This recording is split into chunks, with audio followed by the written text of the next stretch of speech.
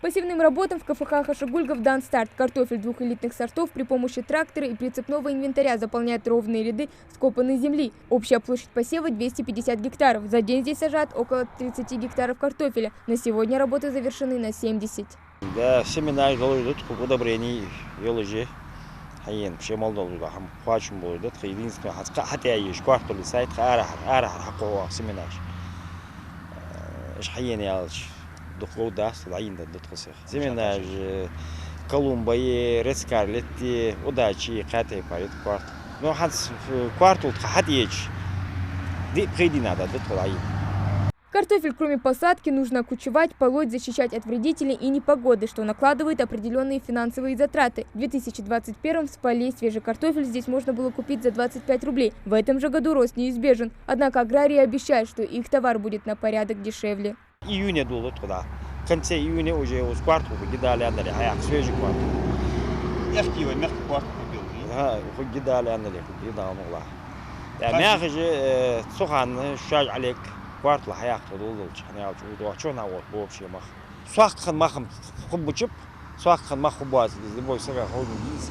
نو لا تجبوش مياخل لا لك ما خب باز لا بيعاشت الدكتور لا لا Картофель, как и капуста, морковь, лук и свекла входят в борщевой набор. Регулирование цен на эти продукты под личным контролем президента страны Владимира Путина, из-за чего в регионах увеличивают площади посева под эти культуры. Подключилась к такой аграрной политике и Ингушетия. В республике в этом году существенно увеличены площади под овощи борщевого набора. Минсельхоз России акцентирует внимание на те сельхозтоваропроизводители, которые сегодня занимаются выращиванием борщевого набора.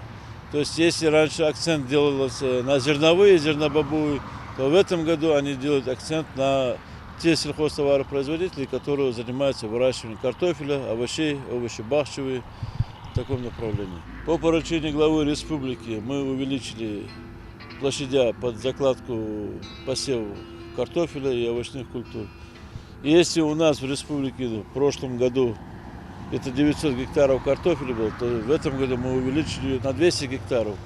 И по овощам тоже 200 гектаров увеличения. В прошлом году было 400, в этом году 600. Видели ситуацию по картофелю, по овощам, что творится на рынках.